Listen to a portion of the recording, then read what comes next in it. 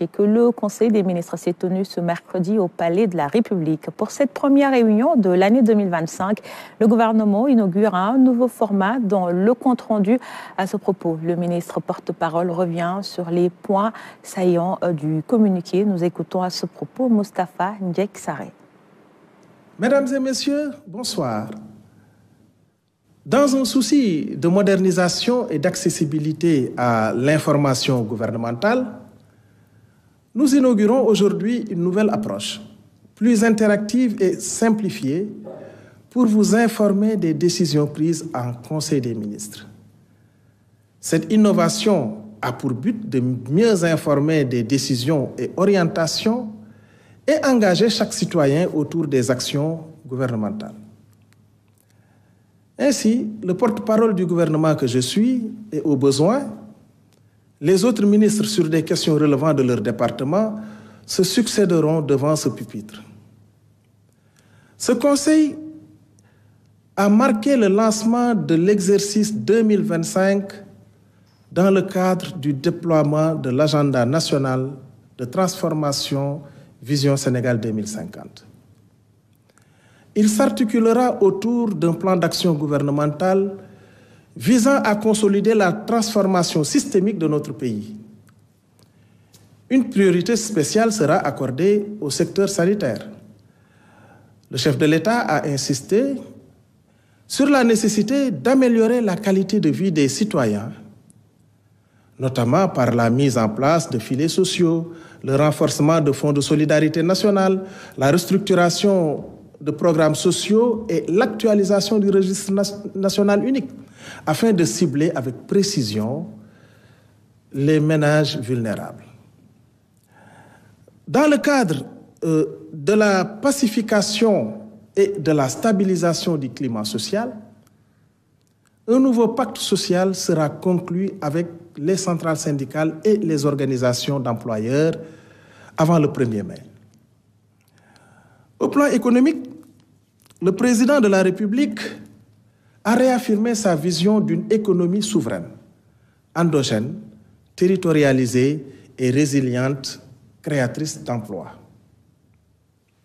Ainsi, une importance capitale est accordée à la finalisation du projet de loi sur la souveraineté économique destiné à protéger les secteurs stratégiques tels que le pétrole et le gaz et à renforcer les intérêts des entreprises nationales, particulièrement dans le secteur privé. Dans le cadre de la gestion transparente et efficiente de nos ressources naturelles, la nouvelle composition du comité COS-Pétrogaz se réunira avant fin avril 2025. Le développement économique régional, quant à lui, se fera par la mise en valeur des pôles territoires de manière à maximiser leur potentiel d'emploi à travers des projets structurants. Notre objectif est de faire passer la part de Dakar dans le PIB national de 46% à 29% d'ici 2050. La maîtrise du coût de la vie passera au plan structurel par le développement de la souveraineté alimentaire du pays en soutenant largement le secteur primaire et l'agriculture en particulier.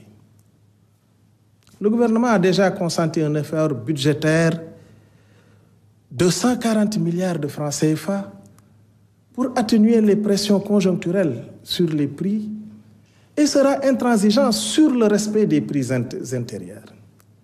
Abordant les Jeux olympiques de la jeunesse Dakar 2026, le chef de l'État a exigé une supervision rigoureuse de l'avancement des projets afin de garantir leur livraison à temps.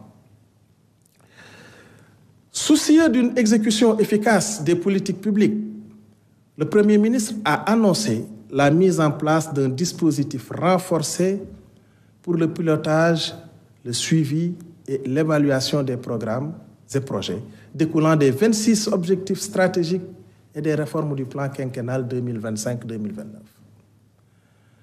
La rationalisation, la priorisation et l'efficience dans l'utilisation des ressources publiques restent un enjeu majeur pour le gouvernement. C'est pourquoi le Premier ministre a décidé que toutes les dépenses d'investissement seront validées à son niveau.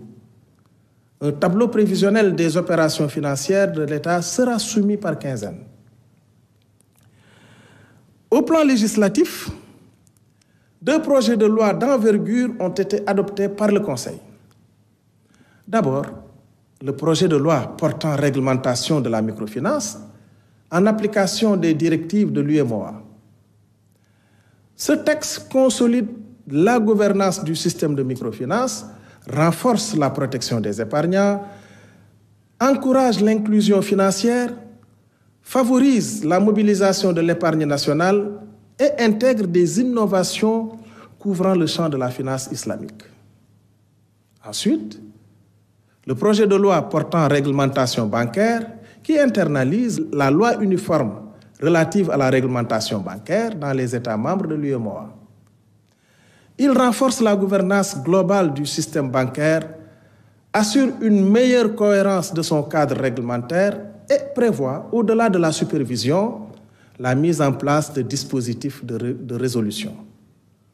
Voilà, mesdames et messieurs, les principales mesures prises lors de ce Conseil des ministres. Je vous remercie de votre attention.